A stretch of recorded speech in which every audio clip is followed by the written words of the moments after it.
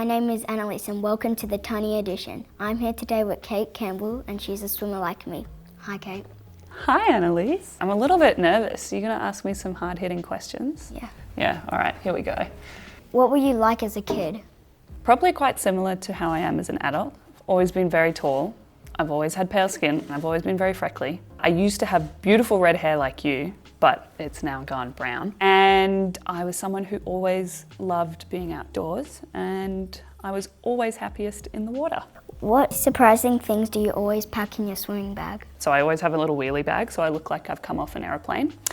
And then I always have lollies in there because sometimes during a training session I get a little bit hungry. And I keep my shampoo and conditioner in little pop-top bottles because I don't want to carry the big bottles. When it looks like I'm going to have a swig of a pop-top, that's actually my shampoo and conditioner. What is your favourite music to listen to before a race? Oh, I love listening to music before my race. And my favourite song would be I Am Woman by Helen Reddy.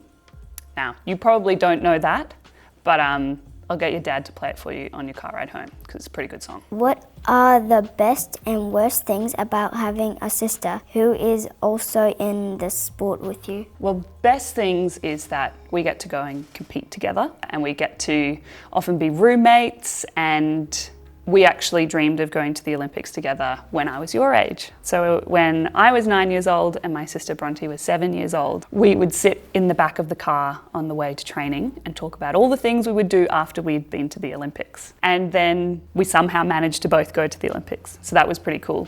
The hardest thing can be sometimes we have to race against each other. Sometimes when your sister beats you, that can be really difficult. And sometimes when you beat her, you get a little bit upset. Like, I don't know if you've ever swum a bad race and you feel really sad and then someone else has done really well. So it can be really difficult to manage. But I would say that the good outweighs the bad.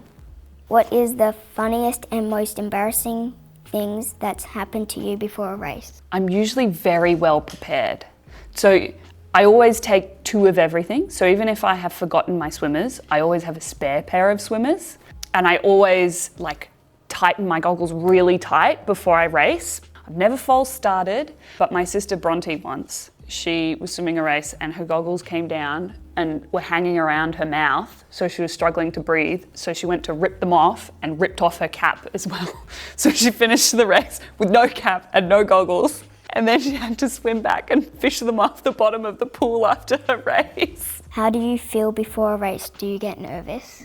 Oh, I get so nervous before I race.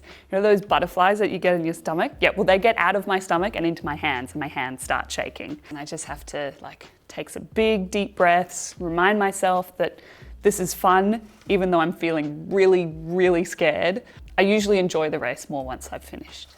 What type of person were you at school? I was a bit of a goody two-shoes at school. I always wanted to do what the teacher told me to do, but I was very bad at maths. But I was also usually quite sleepy. I sometimes fell asleep in class because I was training quite a lot. Can you show us the last picture of your camera roll? This is my boyfriend, and this is our neighbour's dog who comes in for cuddles, and we love him so much. And I really, really want a dog, but I travel too much and so does my boyfriend. So we can't have a dog of our own, so we steal our neighbour's dog. He's very cute, but he's very stupid. Thank you for being with us today at the Tiny Edition. Bye.